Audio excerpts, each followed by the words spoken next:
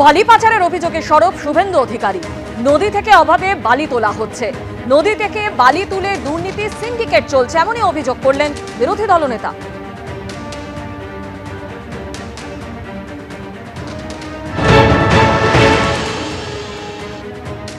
কোচবিহার, জলপাইগুড়ি থেকে শুরু করে বর্ধমান, বীরভূম, বাঁকুড়া, হুগলি, পশ্চিম মেদিনীপুর সহ বিস্তীর্ণ এলাকায় যেভাবে পরিবেশগত ভারসাম্য নষ্ট করা হচ্ছে, দেদার বালি তুলে বিরাট দুর্নীতি সিন্ডিকেট চলছে।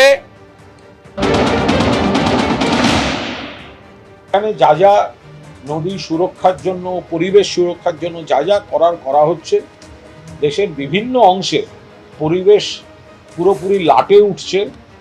ভয়ঙ্কর খরা, কোথাও ভয়ঙ্কর বন্যা, এটা বিভিন্ন জায়গায়, দেশের বিভিন্ন জায়গায় বিভিন্ন রাজ্যে হচ্ছে। সেগুলো বিজেপি আগে সামলাতে যায়। পশ্চিমবঙ্গে দীর্ঘ বাম জমানার অপরিকল্পনা, কেন্দ্রের বঞ্চনা এখনো। আপনি বলুন, ঘাটাল মাস্টার প্ল্যান কেন এতদিন হয়নি? তিস্তা প্রকল্প হচ্ছে তো হচ্ছেই, দশকের পর দশক ধরে। এই মমতা বন্দ্যোপাধ্যায় সক্রিয় হওয়ার পর জল ধরো থেকে শুরু করে পরিবেশ বান্ধব, প্রকৃতি বান্ধব, এইগুলো সমস্তটা তো এখানে সুরক্ষিত থাকছে। যেগুলো বিচ্ছিন্নভাবে কোনো অপরাধমূলক কাজে, তার জন্য নতুন করে আইন এসছে, সেগুলো সংশোধন হয়েছে, পুলিশ প্রশাসন দেখছে। এবং সেসব হতাশা থেকে যদি এরা এসব বলছেন।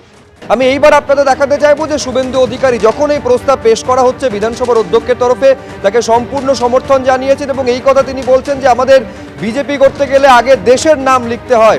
শুভেন্দু অধিকারী আরও বলছেন যে কোনো ব্যক্তির বিরুদ্ধে আমাদের লড়াই নয়, ভারতে থেকে মিনি পাকিস্তান যারা তৈরি করার কথা বলে তাদের বিরুদ্ধে আমাদের লড়াই। এই কথা বলছেন বিরোধী দলনেতা। দেশের প্রধানমন্ত্রী নাম দিলেন অপারেশন সিঁদুর, কেন সেই নাম বদলে দিল? সিঁদুর নামে এত আপত্তি কেন? প্রশ্ন তুলেছেন শুভেন্দু অধিকারী। সেনাবাহিনীকে ধন্যবাদ দেবেন, কিন্তু সিঁদুরে আপত্তি কেন? মুখ্যমন্ত্রী বললেন, সিঁদুর কি সবাই পরে? হ্যাঁ, পরেন। আপনাদের বিধায়করা যেসব মন্তব্য করছেন মেনে নেওয়া যায় না।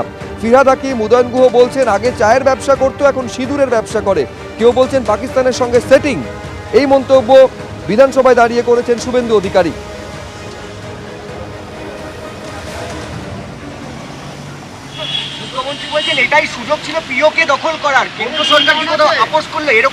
আমি ভারতের প্রতিরক্ষা মন্ত্রীকে বলবো, দুটো ড্রোনে, একটাতে ওর ভাইপোকে আরেকটাকে ওকে বেঁধে পিওকেতে পাঠানো উচিত, তাহলেই দখল হবে।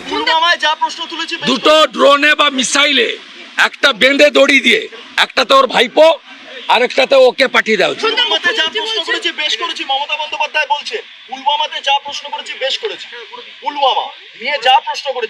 শাহবাজ শরীফের সবচেয়ে বড় প্রশংসক মমতা বন্দ্যোপাধ্যায় আজকে হাউসে প্রমাণ হয়েছে। সাধারণ জেলার সম্পাদক কাজ নেই, কম্ম নেই, সব নাম বলে ঘেঁটে দিলেন আমাকে। আমি হিন্দু বাড়ির ছেলে, হিন্দু নাম বলুন।